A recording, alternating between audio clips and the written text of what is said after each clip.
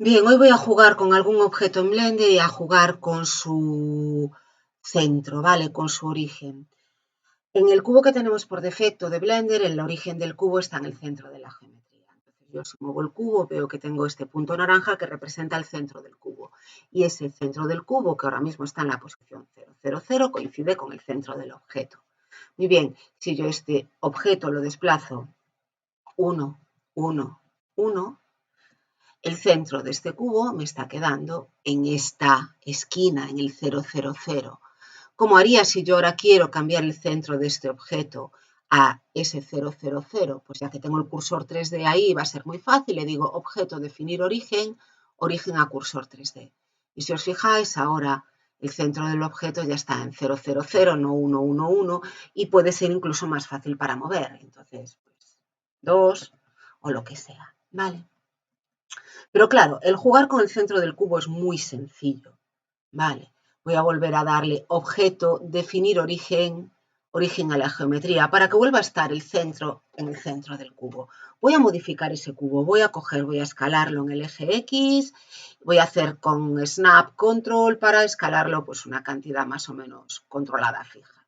Vale, ahora voy a duplicarlo, Shift D, y a moverlo en el eje Y, control pulsado para hacer snap, Shift D y control pulsado para hacer snap, Shift D, Z, control pulsado para hacer snap. ¿Por qué no le doy a G ahora? Porque cuando duplico ya entra en este movimiento, ¿no? En la forma de mover.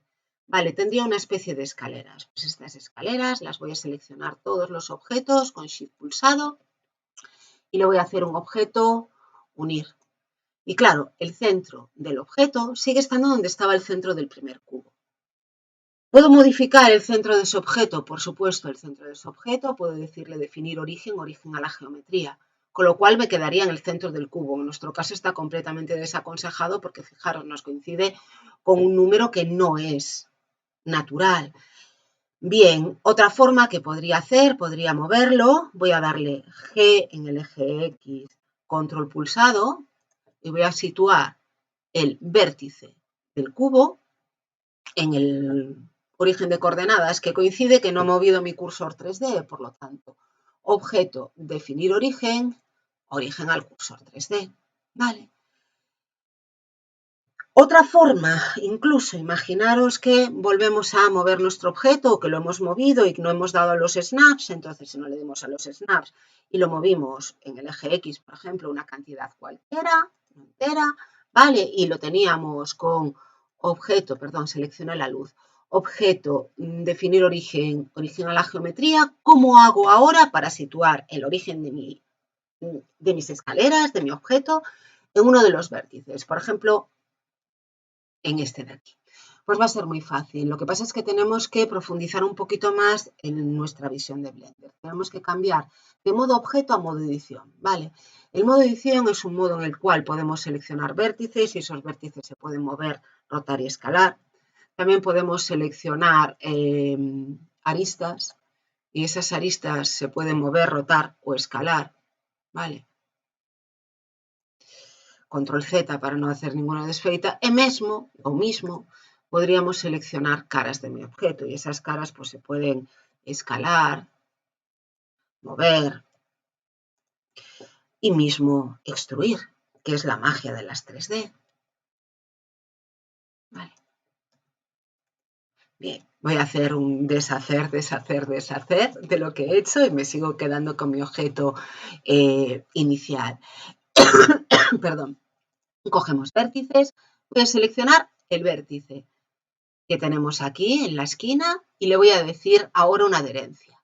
Vamos a malla adherir, cursor a seleccionado, con lo cual el cursor 3D me queda en el punto que yo he seleccionado.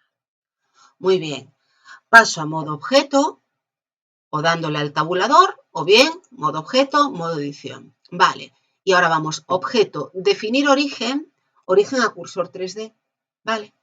Ahora solo tendría que volver a ver mi objeto y el objeto, el cursor 3D quedó donde estaba y obviamente lo podemos, vista, El cursor 3D lo podemos volver a poner en el 000, ¿vale?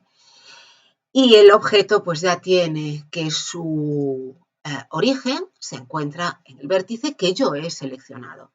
En realidad es bastante sencillo y es más orgánico en moverse en Blender de lo que parece. Bien, espero que os haya gustado. Pues eso, pues un saludo y nos vemos.